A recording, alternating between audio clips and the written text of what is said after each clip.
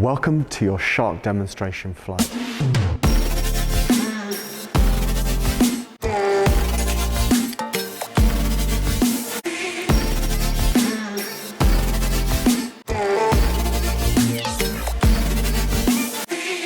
If you are a qualified pilot and you've agreed with your demonstration pilot that you're going to be sitting in the front seat of the aircraft, then this video is just for you. We're going to take you through the switches and controls that you'll be using during the flight.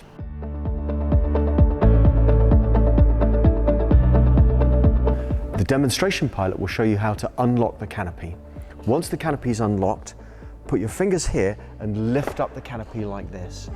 Please do not lift up the canopy using the perspex. There's a real risk of breakage. If you're opening the canopy from the rear of the aircraft, there's a handle here that you can use to lift up the canopy. Before you step up onto the aircraft, I suggest that you adjust the seat by raising it nice and high. You can do that by pressing the seat adjust button, and the seat will smoothly rise to the highest position. For stepping up, put your hand on the rail here and move your right foot up onto the walkway and then just step up. If you inadvertently step up with your left foot, your heel will end up in the no step area and you could damage the aircraft. To step down into the cockpit, move your right leg over to the right footwell, left hand on the side of the cockpit, and slide yourself in, sit down, make yourself comfortable. Now, press the button to lower the seat to get your eyes into the design eye line. Your seat is in the right height and your eyes are in the right place when you can look over the coaming and just see the bottom of the propeller. To close the canopy, reach up with your left hand, pull it over the top, check that there are no cables caught on the right hand side, and close the canopy. Then close the handle too so that it's locked in place. If it's a warm day and you want to have the canopy partially open while you're taxiing, you can move the canopy locking handle into the vertical position and then position what's now called the canopy stay over a bolt there to hold it in place. It's now safe to taxi with the canopy partially open. Okay, there are two separate ventilation systems on the window. One of them is the scoop, which scoops air into the cockpit for you. And that's opened and closed by rotating the little handle, and the other is opening the whole of this panel, which is achieved by pulling out the window and then moving it backwards and then pushing it forwards again if you want to close it. Just a note here, please don't open the scoop and then try and open the window because they'll get jammed up against each other here. Arrange all four straps before you start plugging them in. Then, starting with your lap strap, plug them in and tighten them up nice and firm.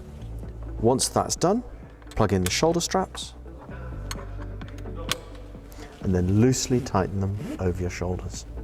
The fuel selector allows you to choose between left and right tanks. Simply move it left or fully right for the tank that you want to select. For starting a cold engine, you'll need to use the choke. The choke is spring-loaded fully forwards. For starting, move it fully backwards and then move it slowly forwards once the engine has started. Propeller RPM is controlled with this lever. To reduce RPM, move the lever backwards. To increase RPM, move the lever forwards. Throttle moves in a conventional sense: max power, minimum power, max power, or intermediate settings.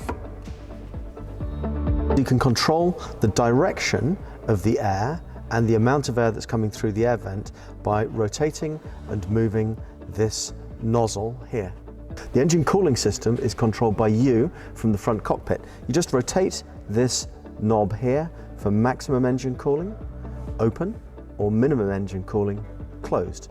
And you can see that the indicator next to it moves as you move the cowling open and closed. The rudder pedals are adjusted using independent adjusters for the left and the right hand pedals. Just move the lever back towards you, then you can move the rudder pedal. It's sort of sprung loaded and moves towards you. And then once you've found the right position, release it and press, and the rudder pedal will click into position.